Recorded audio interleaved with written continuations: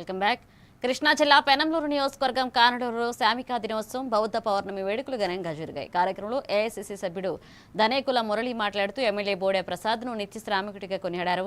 ప్రతిరోజు ఉదయం సమస్యల పరిష్కారం కోసం స్వయంగా బయలుదేరి ప్రజలకు సేవలు అందిస్తున్నారన్నారు. కానూరు అభివృద్ధికి భారీ నిధులు కేటాయించి రోడ్లు, డ్రైనేజీలపై ప్రత్యేక దృష్టి పెట్టారన్నారు. జగనన్న కాలనీలో మౌలిక సదుపాయాలు కల్పించాలని కోరారు. నిధులు ఇచ్చినందుకు ఈ గ్రామస్తుడిగా కూడా నేను నా సంతోషాన్ని తెలియజేస్తున్నాను. విపరీతమైన ట్రాఫిక్ సమస్య ఈ గ్రామంలో.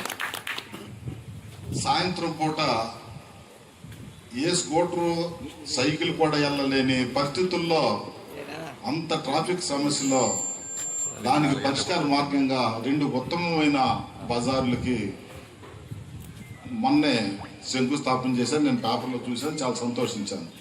ఎందుకంటే ఆ సందర్భం 2 రోడ్లు, ఏలూరు రోడ్డును బందర్ రోడ్డు, 2 రోడ్లు కూడా ట్రాఫిక్ సమస్యని సమభాగాలతో 4 మార్గాల్లో ఇల్లే విధంగా ఆ రోడ్లు రూపకల్పన చేసి మీరు పెద్దవి చేసి వాటిల్ని మంచి తీర్చిదిద్ది ప్రజలకి సౌకర్యవంతమైన రోడ్లు మీరు శాంక్షన్ చేసి నిర్మాణం చేశారు.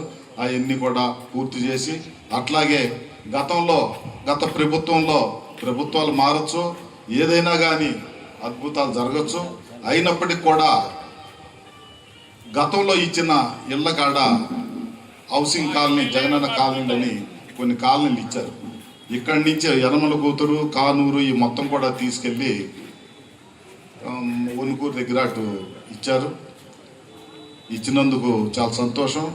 వారిని అక్కడ కూడా అభివృద్ధి కార్యక్రమాల్లో కొద్దిగా మొన్న ఒక రోడ్డు మొదలెట్టారు. నేను అటు అవినిగడ్డ వెళ్తా ఉంటే చూశాను. నేను అక్కడ రోడ్డు మొదలెట్టారు, పూర్తయిందన్న విషయం తెలియదు, వెళ్ళినప్పుడు గమనించాను. ఇప్పుడు పూర్తయిందని చెబుతున్నారు. నిధులు ఇచ్చినందుకు ఈ గ్రామస్తుడిగా కూడా నేను నా సంతోషాన్ని తెలియజేస్తున్నాను. విపరీతమైన ట్రాఫిక్ సమస్య ఈ గ్రామంలో. సాయంత్రం పూట ఏ స్కూటరు సైకిల్ కూడా వెళ్ళలేని పరిస్థితుల్లో అంత ట్రాఫిక్ సమస్యలో